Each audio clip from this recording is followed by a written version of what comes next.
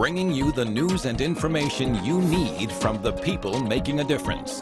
This is Comcast Newsmakers. Hi, welcome to Comcast Newsmakers. I'm Sabrina Register. We are here in Seattle today, and we are joined by Bree Schaaf, an Olympic hopeful, a bobsled athlete. Thank you so much for being here today. It's great to be here. So you're based in Bremerton, not too far away. Yeah, born and raised. You went to Portland State on a volleyball scholarship. Correct. Watching the Olympics in 2002, see skeleton, think it's really neat. A lot of us think that the sports are neat, but we don't actually get into them and start competing. So how does that happen? Yeah, I've kind of done that my whole life, is I'll see something and think, I can do that. And in this case, you can. And make it happen. And so it was actually, I'd seen bobsled and thought to myself, that's the next step. I'm big, I'm fast, reasonably. I think I can make that happen. And my brother actually pursued skeleton, and so I kind of followed him out in the skeleton route and did that for 5 years. But you didn't stay with it. Why? No, there's a couple factors, mostly because my head is so big that I would get into high pressure turns and my face would be dragging on the ice, and so I'd basically be sliding blind, and when your perspective is already 2 inches off the ice. And going how fast? Going 85 miles an hour, and now Whistler 90 plus. So yeah, and especially with I knew that the new Olympic track was going to be very technical and really fast, not something that I'd want to slide blind on. And so yeah, started harassing the bobsled coaches when I was on World Cup skeleton on tour, and then got them to let me drive when I got back that year.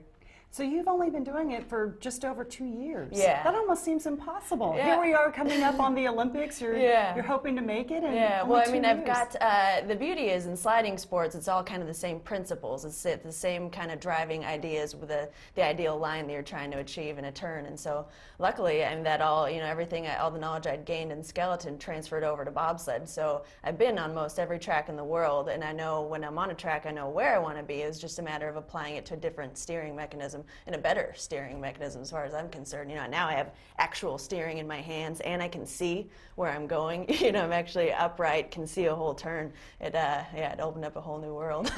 For those of us who have never done it, what is it like? I mean, it's fast. But it's hard to describe if you've never done it. It's a really, really fun balance of a really explosive sport. We're sprinting with a 500-pound sled at the start, and then for me as a driver, I have to get in and completely zone in, focus, and just relax and kind of flow with the track. And so it makes it, an explosive but very technical sport, which makes it really fun. I mean, no two runs are alike. You're always trying to find that fastest, ideal line and really pushing the edge of speed, because you want to be just a little bit out of control to be a little bit freer and go faster down the track. You talk about the sprinting. What is the training that's involved? Because it sounds grueling. I can't even imagine. It's a pretty unique sport, especially for female athletes, because you want big, strong, fast girls, which, for the men's side, you can recruit at any major D1 college program. But for women, what we'll typically do is take a sprinter and then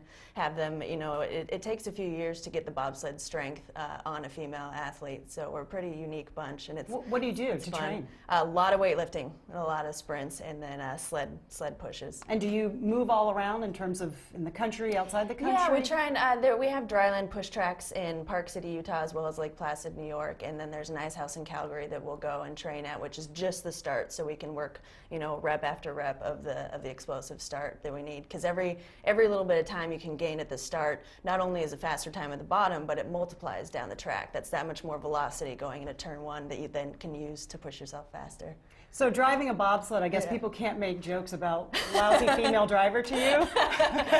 Or is it different in an automobile for you? I took a guy for a passenger ride one time in Lake Placid who made a comment to me about getting in the sled with a female driver. And then I thought to myself, I'm about, your life is in my hands. I'm about to take you down, a mile of track at 80 miles an hour. That's an interesting, I figured he was nervous. I let it go. But I had to rough him up a little bit at the bottom. And Bree, quickly, because we're almost out of time, happy to have it in Vancouver in your own backyard? Oh, yeah, it's great. So my parents got to see the first World Cup that we had up there, so it's awesome. You can't beat it. Well, best of luck to you, Bree. Thank you. And thanks for watching Comcast Newsmakers.